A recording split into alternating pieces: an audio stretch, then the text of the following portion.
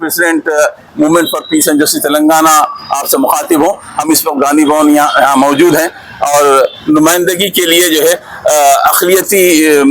तबके से ताल्लुक़ रखने वाले, मैं कहने की जसारत करता हूँ कि ये मार्जिनलाइज कम्युनिटी है जो एक अरसे दराज से अपने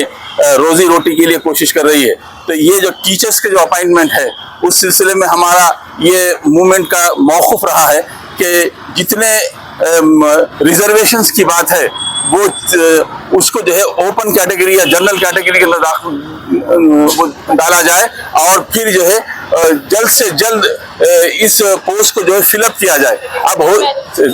हो ये रहा है कि इनकी उम्रें खत्म हो रही हैं। अब अगर आइंदा अगर और 2-4 साल निकल जाए तो इनमें से बेशतर वो लोग होंगे जो नौकरी से पहले जो है अब वजीफे पे आलादा हो जाएंगे कोई मुलाजिमत के बगैर भी। तो हमारा ये एहसास है कि ये काम करना चाहिए और इसके लिए जितनी जद्दोजहद होगी हम करने के लिए तैयार हैं। अभी हमने मधु गौड़ याशकी साहब से मुलाकात की जो MP हैं आपके साबिक़ा MP हैं निज़ामाबाद के, उन्होंने भी सुना है और ये जो मुतालबात पर मबनी ये इनके जो तफसीली लेटर है कई GOs के साथ, इसको हम जो है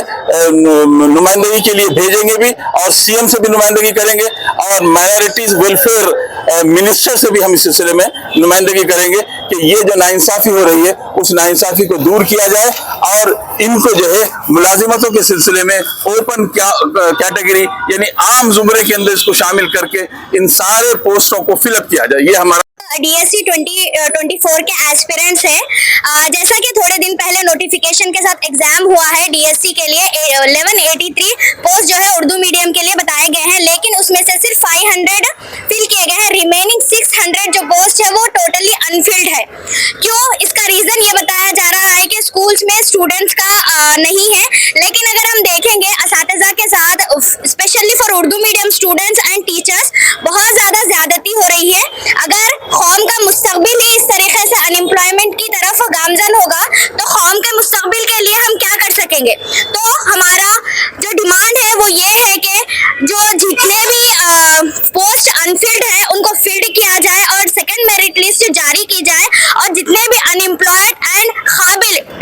जो डिजर्विंग टीचर्स है उनको उनका पोस्ट दिया जाए और बच्चों के साथ इंसाफ किया जाए। ये हमारे तमाम जो जिम्मेदारान हैं, सेक्रेटरीज हैं, specially honourable chief minister Revanth Reddy sir, हमारी आपसे गुजारिश है कि उर्दू मीडियम को कंसीडर करें because Urdu medium is the second official language of Telangana state. We want justice for the Urdu medium student and we hope that you could justice with us. We want justice for Urdu medium students.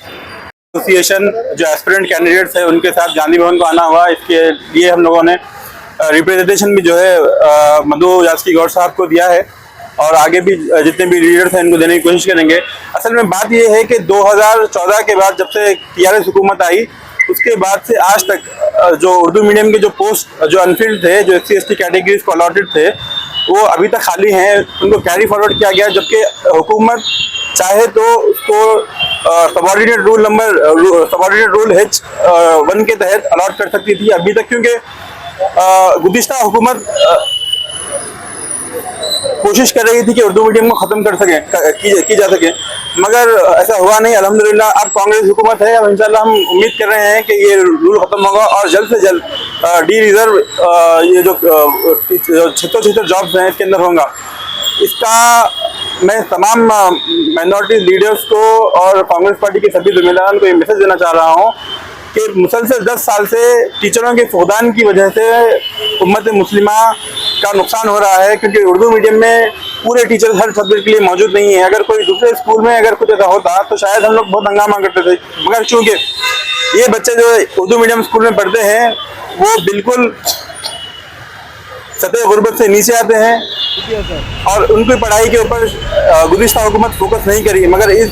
Bar chief minister से हम गुजारिश कर रहे हैं